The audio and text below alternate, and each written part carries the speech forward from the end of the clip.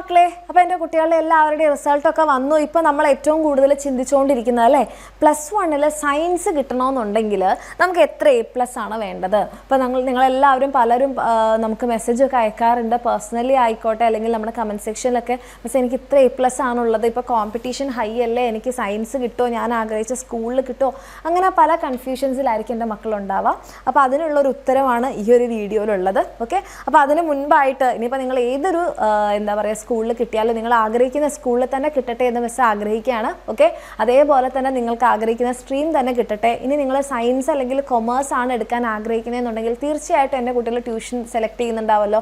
അപ്പോൾ അങ്ങനെ നിങ്ങൾക്ക് നമ്മുടെ എക്സാമിനറിൻ്റെ കൂടെ, ഇപ്പം നിങ്ങൾ ചിലപ്പം 10ാം ക്ലാസ്സിൽ SSLC നമ്മുടെ എക്സാമിനറിൻ്റെ കൂടെ പഠിച്ച മക്കളുണ്ടെങ്കിൽ തീർച്ചയായിട്ടും കമൻറ്റ് സെക്ഷനിൽ അറിയിക്കാം. ഇനി അതല്ല ഈ വീഡിയോ കാണുന്ന നമ്മുടെ സീനിയേഴ്സ് ആണെന്നുണ്ടെങ്കിൽ, ഇപ്പോൾ +2ലേക്ക് പോകുന്ന നമ്മുടെ ഓൾറെഡി അഗ്നി ബാച്ചിൽ പഠിച്ചിട്ടുള്ള മക്കളാണെന്നുണ്ടെങ്കിൽ നിങ്ങളുടെ ജൂനിയേഴ്സിനോട് നമ്മുടെ ബാച്ചിനെ കുറിച്ച് എങ്ങനെയുണ്ട് എന്നുള്ളതും കമൻറ്റ് സെക്ഷനിൽ അറിയിക്കാം. ഓക്കെ, അപ്പോൾ മക്കളെ ഇപ്പം ഈ ഒരു റിസൾട്ട് എന്ന് പറഞ്ഞിട്ടുണ്ടെങ്കിൽ അഡീഷണലി 5 ആൾക്ക് കൂടെ നമ്മുടെ എക്സാം വിന്നറിൻ്റെ അഗ്നി ബാച്ചിൽ നിന്ന് ഇംപ്രൂവ്മെൻറ്റ് എക്സാം കഴിഞ്ഞപ്പോൾ ഫുൾ മാർക്കിലേക്ക് എത്തിയിട്ടുണ്ട്. ടോട്ടൽ നമ്മുടെ അഗ്നി ബാച്ചിൽ ഇനിയിപ്പോൾ ഫ്യൂച്ചറിൽ നിങ്ങളൊക്കെ പഠിക്കാൻ പോകുന്ന നമ്മുടെ അഗ്നി ബാച്ചിൽ നിന്ന് ഫുൾ മാർക്കിലേക്ക് എത്തിയിട്ടുള്ളത് 25 മക്കളാണ്. അപ്പോൾ ഇതേപോലെ എത്രയും റിസൾട്ട് ഓറിയൻറ്റഡ് ആയിട്ടുള്ളൊരു ബാച്ചിൽ നിങ്ങൾക്ക് പഠിക്കാൻ ആഗ്രഹം ഉണ്ടെങ്കിൽ വേഗം തന്നെ താഴെ കാണുന്ന നമ്പറിൽ മെസ്സേജ് അയച്ചോളൂ. നമ്മുടെ ബാച്ചിൽ അഡ്മിഷൻ എടുക്കാം. നമുക്ക് 2 ബാച്ചുണ്ട്, ബേസിക് ബാച്ചും പ്ലസ് ബാച്ചും. ജനറൽ ആയിട്ടുള്ള വ്യത്യാസം ഇത്രേ ഉള്ളൂ.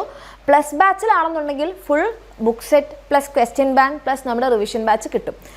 ബേസിക് ബാച്ചിലും പ്ലസ് ബാച്ചിലും കോമൺ ആയിട്ട് നിങ്ങൾക്ക് വേണ്ടിയിട്ടുള്ള ടോപ്പിക് വൈസ് ക്ലാസ്സുകൾ, വർക്ക്ഷീറ്റ്, എക്സാം, അതുപോലെ തന്നെ നോട്ട്, PYQ, വീഡിയോ സൊല്യൂഷൻ, ഇങ്ങനത്തെ കാര്യങ്ങളെല്ലാം തന്നെ ഉണ്ടാകും. അതുപോലെ തന്നെ നീറ്റ്, JEE പോലത്തെ എക്സാമിന് നിങ്ങൾക്ക് പഠിക്കാൻ ആഗ്രഹമുണ്ടെങ്കിൽ അതിൻ്റെ കോച്ചിങ്ങും ഉണ്ട്.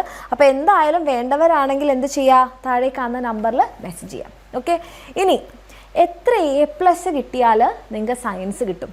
അതിൽ നമുക്കൊരു ജനറലായിട്ട് ഇത്ര A+ എന്ന് പറയാൻ വേണ്ടി പറ്റില്ല, കാരണം കോമ്പറ്റീഷൻ അത്രയും ഹൈ ആണ്.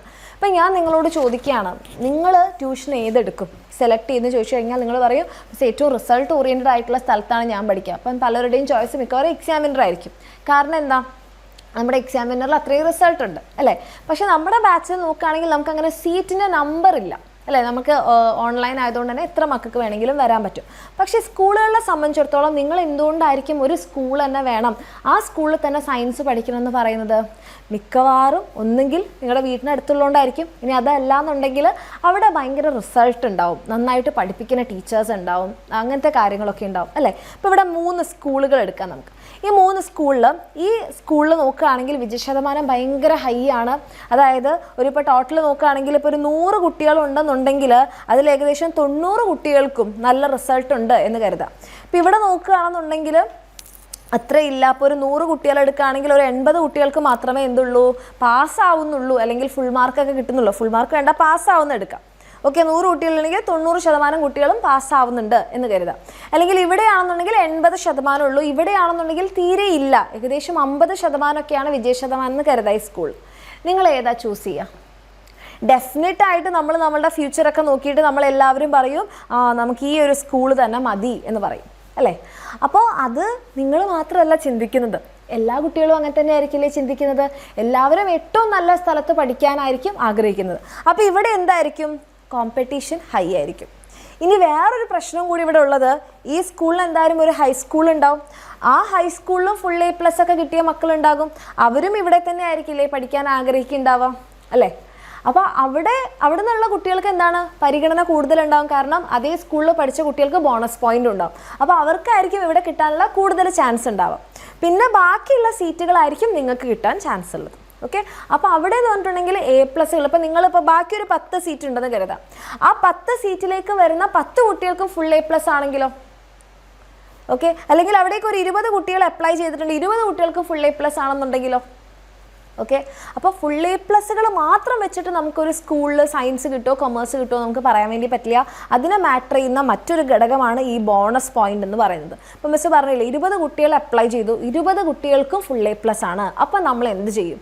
അവിടെയാണ് നമ്മുടെ ബോണസ് പോയിന്റിന് ഇമ്പോർട്ടൻസ് വരുന്നത്. ഇപ്പം നിങ്ങൾ ജവാന്മാരുടെ മക്കളാണ്, അല്ലെങ്കിൽ നിങ്ങളുടെ അച്ഛനോ അമ്മയോ ആരെങ്കിലും ആർമി, നേവി, എയർഫോഴ്സിലൊക്കെ ഉണ്ടെങ്കിൽ, അവർ റിട്ടയർ ആയിട്ടുണ്ടെങ്കിൽ നിങ്ങൾക്ക് എന്താണ് 3 മാർക്ക് ബോണസ് പോയിന്റ് ഉണ്ട്. അല്ലെങ്കിൽ സർവീസിലിരിക്കുക അവർ മരിച്ചു പോയിട്ടുണ്ടെങ്കിൽ നിങ്ങൾക്ക് 5 മാർക്ക് ബോണസ് പോയിന്റ് ഉണ്ട്. NCC സ്കൗട്ട് പോലത്തതിൽ നിങ്ങൾക്ക് രാഷ്ട്രപതി പുരസ്കാരം അല്ലെങ്കിൽ രാജ്യ പുരസ്കാരം കിട്ടിയിട്ടുണ്ടെന്നുണ്ടെങ്കിൽ നിങ്ങൾക്ക് 2 പോയിന്റ് ഉണ്ട്. അതുപോലെ തന്നെ സ്റ്റുഡൻറ് കേഡറ്റ് ഉണ്ടെന്നുണ്ടെങ്കിൽ നിങ്ങൾക്ക് 2 പോയിന്റ് ബോണസ് പോയിന്റ് ഉണ്ട്. പിന്നെ A ഗ്രേഡ് സർട്ടിഫിക്കറ്റ് ഉള്ള ലിറ്റിൽ കൈറ്റ്സ് അംഗമാണ് നിങ്ങളെന്നുണ്ടെങ്കിൽ നിങ്ങൾക്ക് എത്രയാണ് 1 പോയിന്റ് ബോണസ് പോയിന്റ് ഉണ്ട്. നിങ്ങൾ അതേ സ്കൂളിലെ വിദ്യാർത്ഥിയാണെങ്കിൽ, അതാണ് മിസ് നേരത്തെ പറഞ്ഞത്, സെയിം സ്കൂളിലെ ആൾ അതേ സ്കൂളിൽ അപ്ലൈ ചെയ്തിട്ടുണ്ടെങ്കിൽ അവർക്കാണ് മുൻഗണന. കാരണം അവർക്ക് 2 ബോണസ് പോയിന്റ് ഉണ്ട്. പിന്നെ അതേ ഗ്രാമപഞ്ചായത്ത് അല്ലെങ്കിൽ മുനിസിപ്പാലിറ്റി കോർപ്പറേഷനിലുള്ളവരാണെങ്കിൽ 2 ബോണസ് പോയിന്റ് ഉണ്ട്. ഇനി അതേ താലൂക്കിലുണ്ടെങ്കിൽ 1 പോയിന്റ് ബോണസ് പോയിന്റായി കിട്ടും. ഇനി ഗവൺമെൻറ് അല്ലെങ്കിൽ എയ്ഡഡ് ഹയർ സെക്കൻഡറി സ്കൂൾ ഇല്ലാത്ത ഗ്രാമപഞ്ചായത്തിലെ വിദ്യാർത്ഥികൾക്ക് അതേ താലൂക്കിലെ മറ്റ് സ്കൂളിലേക്കാണ് പോകുന്നതെന്നുണ്ടെങ്കിൽ 2 ബോണസ് പോയിന്റ്. പിന്നെ നിങ്ങൾ കേരള സ്റ്റേറ്റ് സിലബസിൻ്റെ ബോർഡാണെന്നുണ്ടെങ്കിൽ നിങ്ങൾക്ക് 3 പോയിൻ്റാണ്. അപ്പം നിങ്ങൾക്ക് 90%, CBSE പഠിച്ചൊരു കുട്ടിക്കും 90%. പക്ഷേ അവിടെ കിട്ടാൻ ചാൻസ് കൂടുതൽ ആർക്കായിരിക്കും? സ്റ്റേറ്റ് സിലബസ് പഠിച്ച കുട്ടിക്കായിരിക്കും. കാരണം ആ കുട്ടിക്ക് 3 പോയിന്റ് എക്സ്ട്രാ കിട്ടും. CBSE പഠിച്ച കുട്ടിക്കോ ICSE പഠിച്ച കുട്ടിക്കോ ഈ ഒരു പോയിന്റ് കിട്ടില്ല. അപ്പോൾ അവിടെ എന്താണ്, WGPA കാൽക്കുലേറ്റ് ചെയ്യുന്ന സമയത്ത് വേരിയേഷൻ വരും. അപ്പോൾ ഈ WGPA എങ്ങനെയാണ് കാൽക്കുലേറ്റ് ചെയ്യുന്നതെന്നുള്ളതിൻ്റെ ഒരു വീഡിയോ നമ്മുടെ ചാനൽ ഇട്ടിട്ടുണ്ട്. അപ്പോൾ എൻ്റെ കുട്ടികൾ അത് അറിയില്ലെങ്കിൽ അത് കാണാം.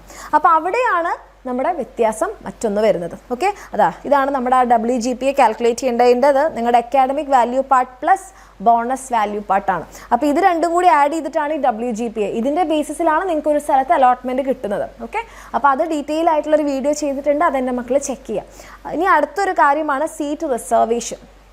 അതായത് ചില sports quota, community കോട്ടയ്ക്കൊക്കെ seat reservation ഉണ്ടാവും. അപ്പോൾ അങ്ങനെ ഉണ്ടെന്നുണ്ടെങ്കിൽ നിങ്ങളെക്കാൾ മാർക്ക് കുറഞ്ഞ ഒരാൾക്ക് നേരത്തെ കിട്ടുക. ചിലപ്പോൾ നിങ്ങൾക്ക് എന്തുണ്ടാവും, ടോട്ടലായിട്ട് ഒരു 6A+, 10A+ ഉണ്ട്. നിങ്ങളുടെ താഴെ വേറൊരാൾക്ക് എന്താണ് 8A+ ഉള്ളൂ.